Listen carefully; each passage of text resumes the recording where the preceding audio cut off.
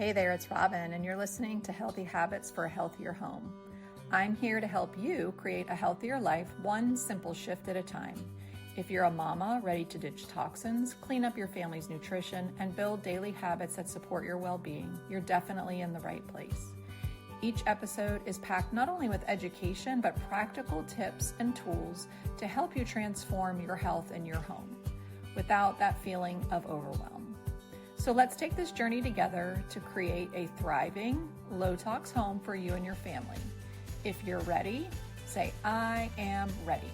Now let's get into this episode.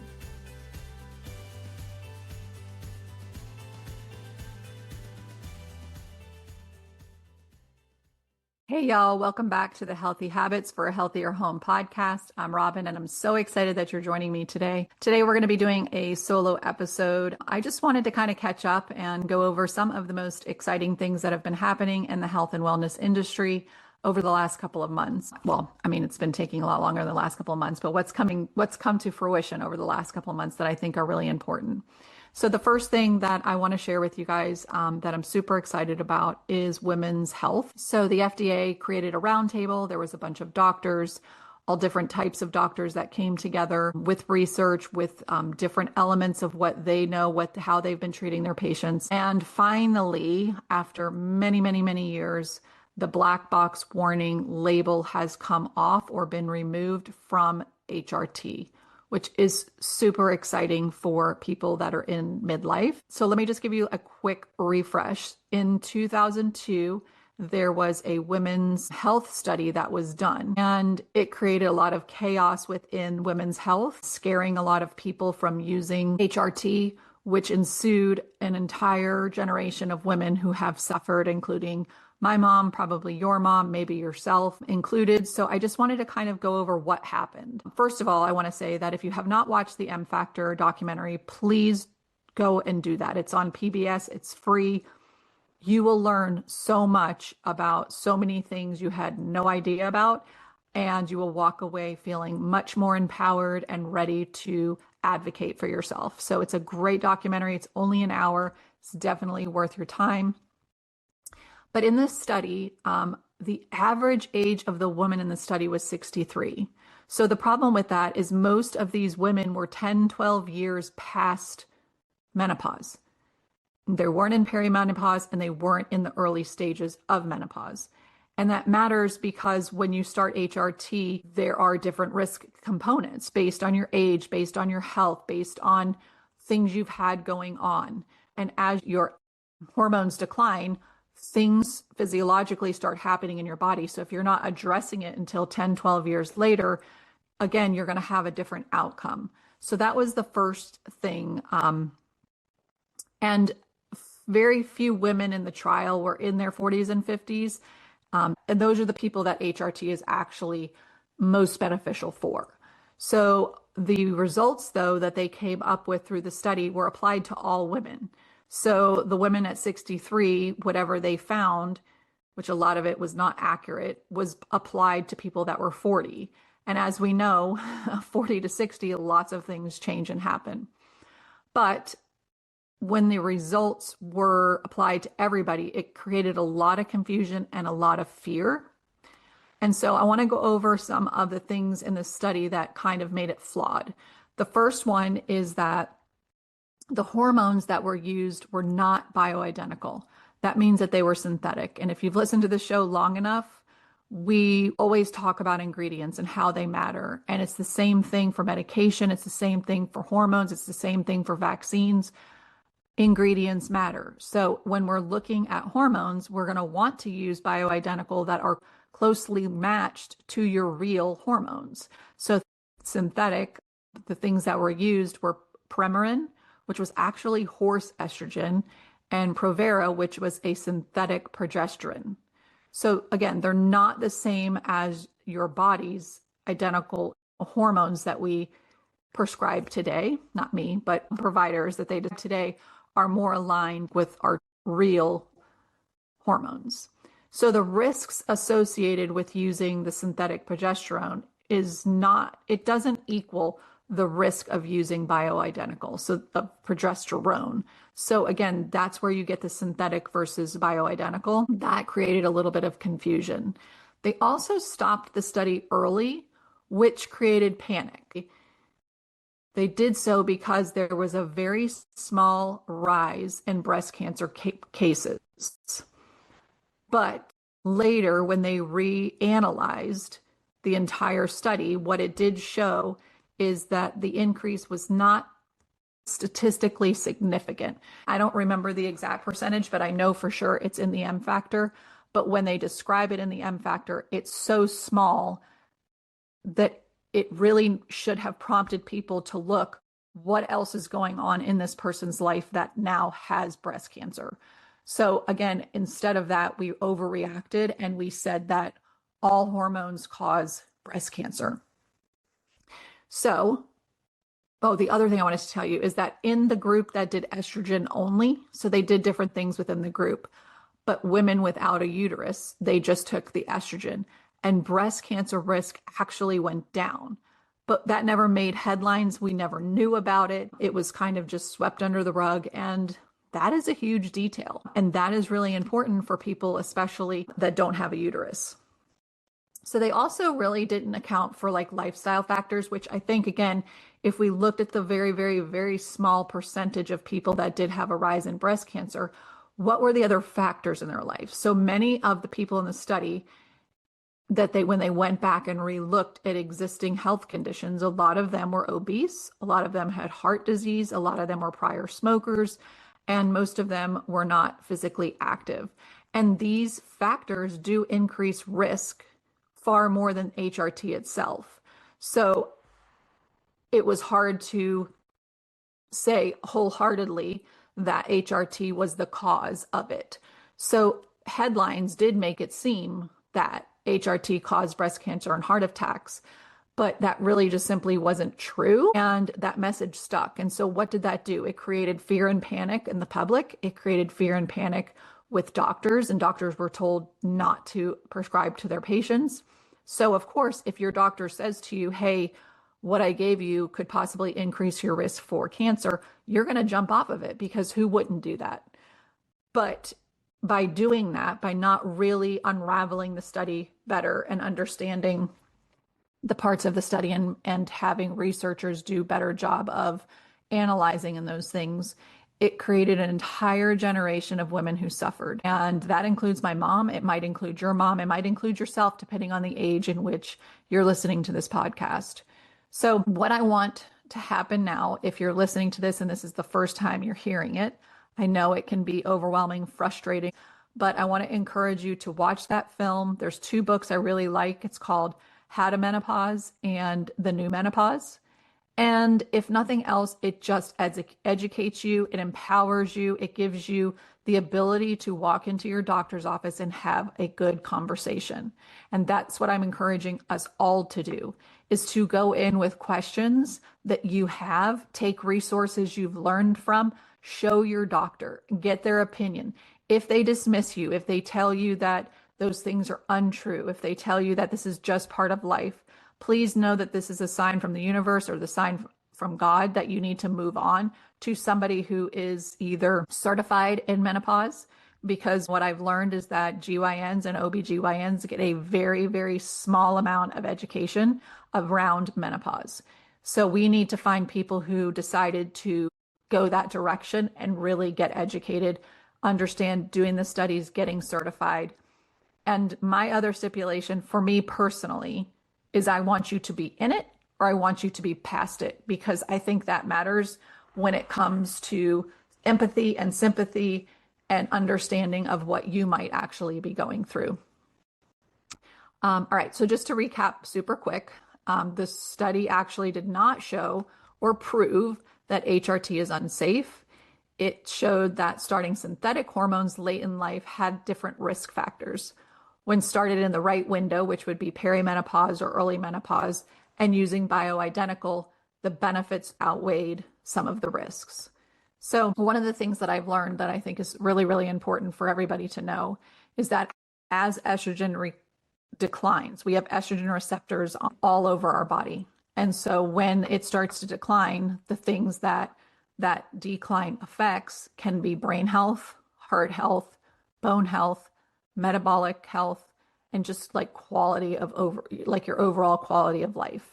So if you're feeling brain fog, if you have palpitations, if you've been diagnosed with osteopenia, osteoporosis, check your estrogen. Check to see where your estrogen's at and see if that could be one of the underlying factors that is playing into it. Remember that HRT is not a one size fits all.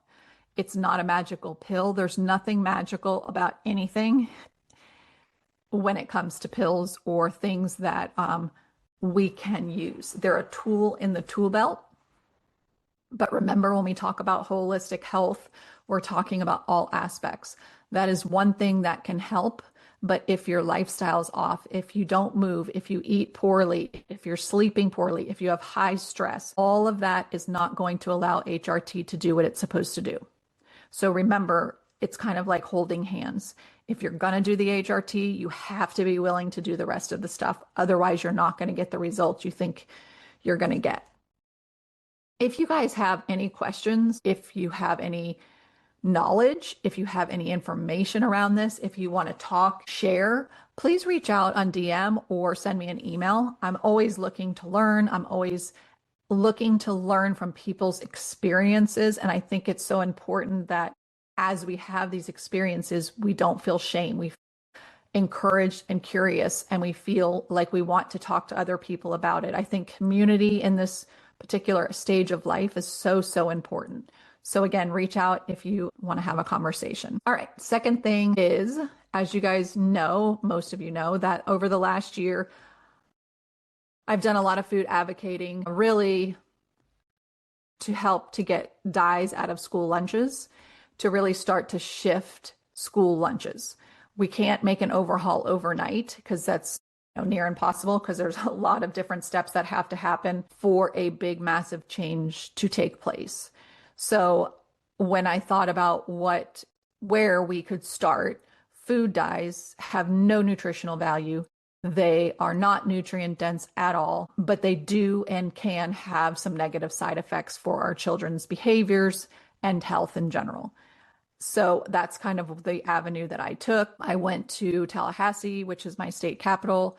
I did some legislative work that really opened my eyes to politics that I don't really love at all. And so my main goal is to get back to you guys to help you guys make that transformation within your home.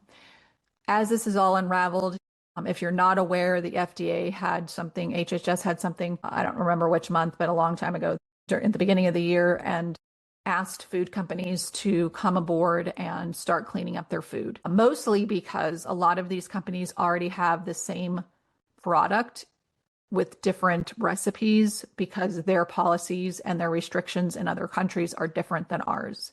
And that really got me fired up, because you're serving other countries' children better for you, not saying it's healthy, but better for you options, and not doing it here because there's no policy and there's no push for it. So that is definitely changing. And there is a company, PepsiCo, that joined in by saying that they would begin to move the needle for their company and their brands. So 2 of their brands, Doritos and Cheetos, are becoming dye-free.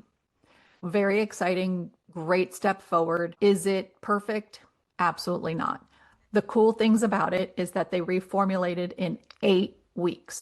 Yep, that's right. 8 weeks, 2 months. So it didn't take them years to reformulate, as some companies are asking for years. So this is proof that they can move fast when they want to. The other good news is that over this last year and many years prior, consumers have been using their voices. They have begun to speak up even louder. They are voting with their dollars, which is something I always talk to you guys about.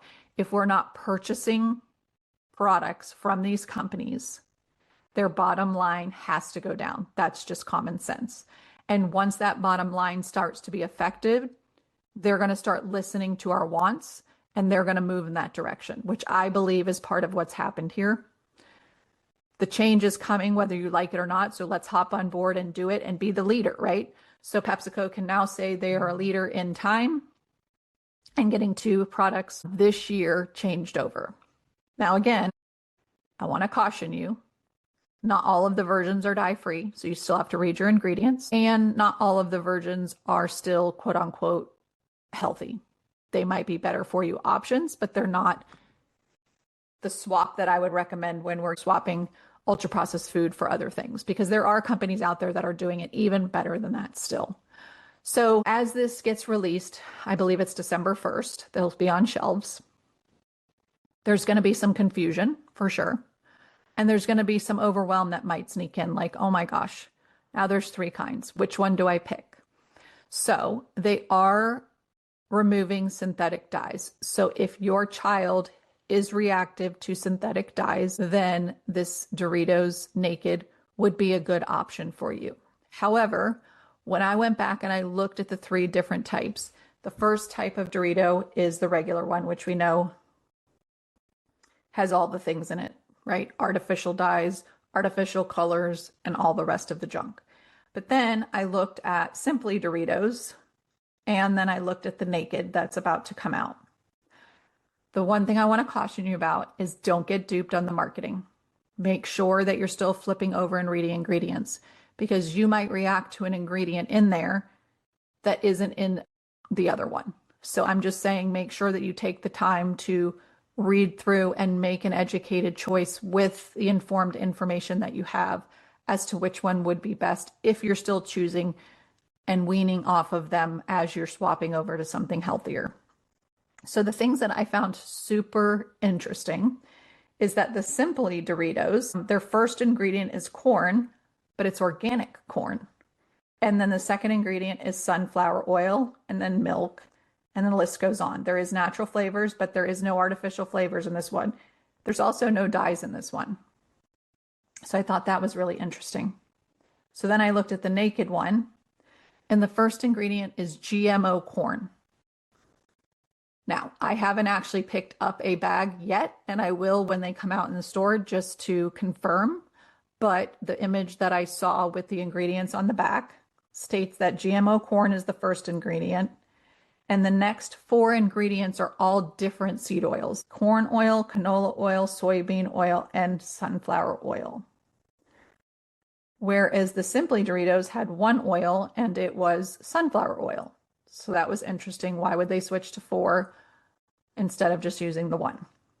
Now, again, there is no artificial flavors. There's no artificial colors. So that's 2 wins, but there is still natural flavors. And if you've listened to this podcast for any length of time, you know that I have an issue with natural flavors because they're truly not natural. And I know that because I've interviewed Parker Brooks from Lovebird Cereal, and describes in that episode how natural flavors are actually made, because he worked once for a cereal company and that's what they talked about. They were doing, I think, a strawberry cereal, and he said, why can't we just use real strawberries? And they said that it wasn't flavorful enough. So they might start with a real strawberry, but they're pumping it up chemically somehow in the lab. I've also chatted in a DM with Just Ingredients a little bit, and she posts on her stories and her Instagram content a lot about natural flavors because they are creating some products without them. And she talks about the challenges that it takes to get something to taste good with real. But guess what? She's figured it out. There's also a third lady who I love and spoke with, and her name is Suzanne, and she created a gummy bear. And so we had long conversation. I have another episode. I'll drop those 2 episodes in the show notes that you guys can go listen. But she talks a lot about natural flavors, working with industry to create her product. And it's really, really eye-opening. So I just want to kind of recap. I am still super excited. I'm super excited because I see what's possible. And I'm always going to be excited about possibilities. I see that a large company can do something in a short amount of time, which makes me super excited because I know that we don't need to wait years and years and years. And I also know that families are very unaware of all of this stuff, some of them. And so they're just dipping their toe in. And so these are good alternatives to get started. I also know that it's going to affect school lunches. and the lines where your kids go through the chip line, there might be options for kids who need to be dye-free. And that's exciting because I know having a daughter that could not have dyes, not being able to participate in going through the school lunch line was kind of sad. So again, there's a lot of wins, but we still need to be pushing. We still need to be using our voices, and we still need to be voting with our dollars. So I just want to end by saying the progress is great, fantastic, super excited, but it doesn't magically make something healthy and nourishing. And there are brands out there still doing better with fewer ingredients and real food standards. And those are the people that I would love for you guys to support, because they're working hard to really create nourishing, fun, healthy foods for our kids and our families. So again, don't get duped by that shiny marketing. All right, the third thing I want to talk about, which again, this is going to be really life altering, I feel like. And that is that the food pyramid is finally, I think after like 30 years, changing. So just to let you guys know, the original pyramid that we have was not created by scientists. It wasn't created by nutritionists. It wasn't created by doctors, but it was created by industry. So if that tells you anything, it tells you that there was not much thought to health and wellness. There was much thought of profit. And so when we look at it, we can see the ultra processed, carbs being at the bottom. They're cheap, they're easy to make, and they keep you coming back for more. And then at the very top, I think it was either fat or protein. I can't remember off the top of my head. So basically, the gist of it is that it was built upside down. So it was more about profit than true nourishment. And you might be saying, well, who cares? Because we don't have to live by that pyramid. We can do whatever we want in our homes. We can create our own home pyramid. We can talk to our kids about it, things like that. And that is very true, absolutely. But what we're not remembering is that this pyramid and these policies shape school lunches. So school lunches have to go by a dietary, I'm not gonna say formula, but they can only have so much fat, so much protein. And so that makes it really difficult, even for a district that wants to create better food options. They're really limited because this pyramid has created some policies that kind of keep their hands stuck. I'm not dismissing, because there can be a lot of different changes that could make the food healthier. But I'm just saying that this pyramid shift should hopefully start to and begin to shift some of these policies so that school lunch programs can start to change as well, because it does influence, the funding, the policies, and what is actually considered healthy. So that's the other thing. So I'm super excited. I can't wait for this to come out. I think from what I've heard that it's going to be more aligned with whole foods, higher proteins, healthy fats, less sugar, and less ultra processed stuff. So we'll see. It's supposed to be released on December 1st.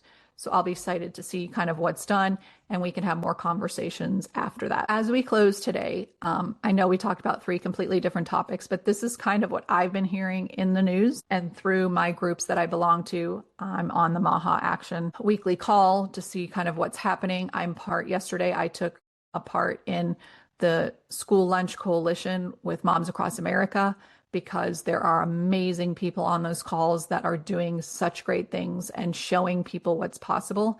And one of the really cool things, if you are in Florida like me, there is a school in Palm Bay, a charter school, and it's run by a gal who I actually had a meeting with and spoke with just to hear how they're doing things. She's showing us what's possible. She's actually been doing this for 20 years. She's transformed their food system as best as she could. And so they're wanting to do something better, and their hands are tied by a policy. And so they're trying to work through raising money to be able to kind of step outside of that box and be able to do things more the way that she wants to do them. But her school lunches, first of all, they have a garden on their campus that the kids run, which I think is so beneficial and should be on every school campus.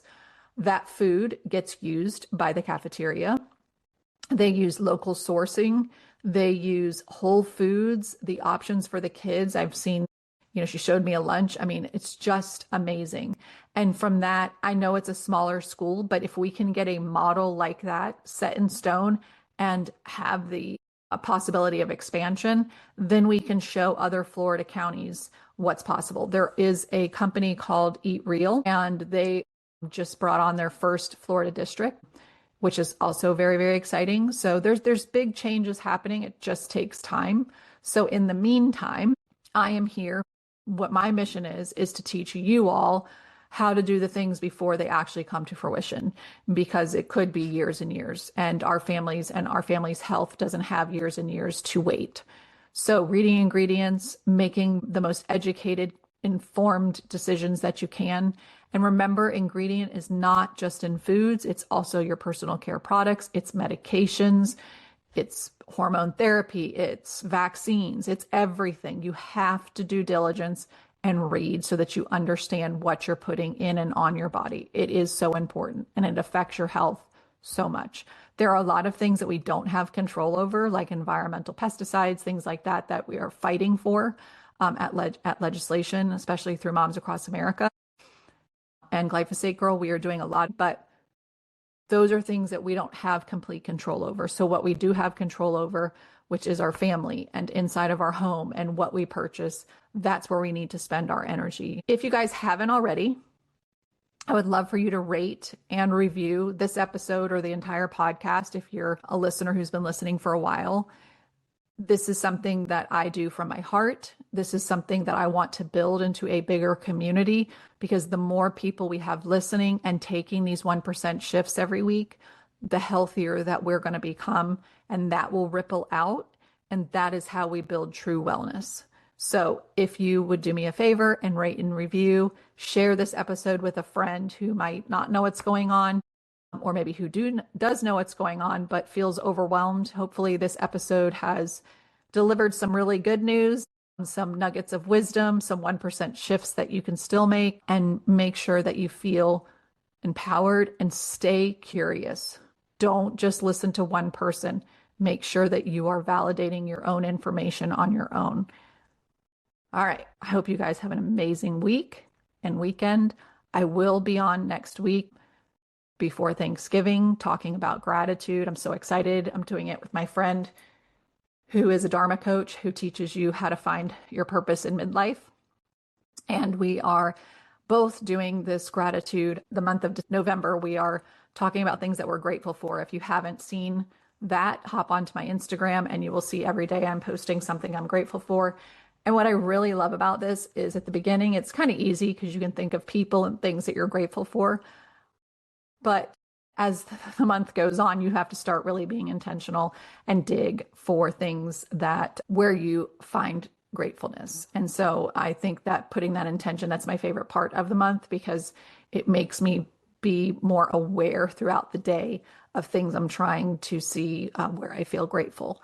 And so we're going to get into that next week about what actual gratefulness is, and that it's not just a thing, but it's actually creates energy and all of this other great stuff. So if you are interested, tune in next week. Also, I'm on Substack now. And if you're not on it, if you've never heard of it, I kind of think it's more aligned with like blogging. And so it's longer posts. I don't know if they call them posts, but it's longer entries, and there's more conversation, and there's authentic people wanting to read and conversate. I feel like it's a really nice community to build community. So if you haven't jumped over to Substack, I'll put that in the show notes as well for you to be able to do that. So have a great rest of your week. I'll see you guys next week. Love to you all. That episode had so many great takeaways. I hope you feel inspired and more empowered to make small 1% shifts on your wellness journey this week. I'd love to hear what resonated with you. If you want to leave a review, share your thoughts, and let me know how you're going to be implementing these 1% shifts into your life. And don't forget to subscribe and share this episode with another mama who could use a little wellness love. Want to stay connected? Join me on Instagram and Facebook at Live Life Balanced with Robin. Check out my website at livelifebalancedwithrobin.com for more resources, and grab yourself some freebies while you're there. Until next time, I hope you find peace, love, and light by breathing, being present, and allowing for all possibilities to come your way. See y'all next week. Love to y'all.